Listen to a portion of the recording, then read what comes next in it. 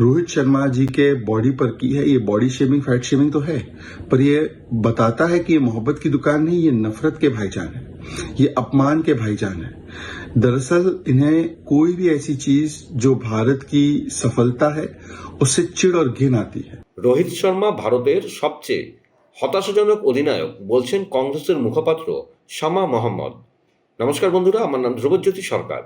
Champion ট্রফিতে নিউজিল্যান্ডের বিরুদ্ধে ভারতের দুর্দান্ত জয়ের পর কংগ্রেসের মুখপাত্র শামা মোহাম্মদ ভারতীয় ক্রিকেট দলের অধিনায়ক রোহিত শর্মার ফিটনেস এবং অধিনায়কত্ব নিয়ে তুলেছেন প্রশ্ন।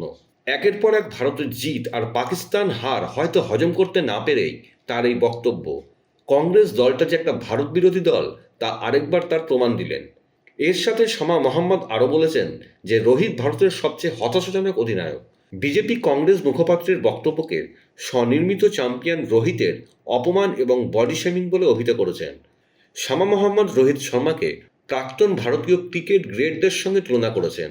তিনি এক্স হ্যান্ডেলে লিখেছেন, যখন সৌরভ গাঙ্গুলি, সচিন তেন্ডুলকর, রাহুল দ্রাবিড়, মহেন্দ্র সিং ধোনি, বিরাট কোহলি, কপিল দেব আর রবি শাস্ত্রীর মতো কিংবদন্তির সঙ্গে তুলনা করলে রোহিত শর্মাকে নিয়ে এত বিশ্বমানের কি? তিনি একজন গড়পড়তা খেলোয়াড় এবং অধিনায়ক, যিনি ভাগ্যক্রমে ভারতীয় দলের অধিনায়কত্ব পেয়েছিলেন।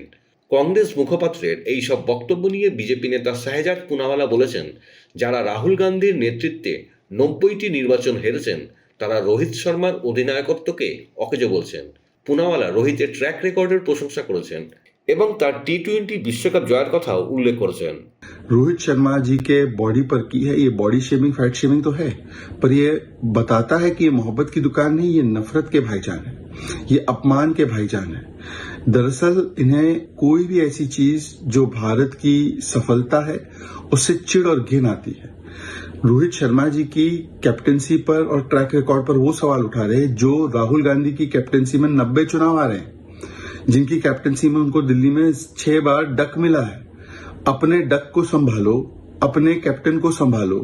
वहां पर तो देखने की कोई स्थिति नहीं है कि कितना इंप्रेसिव है या अनइम्प्रेसिव है।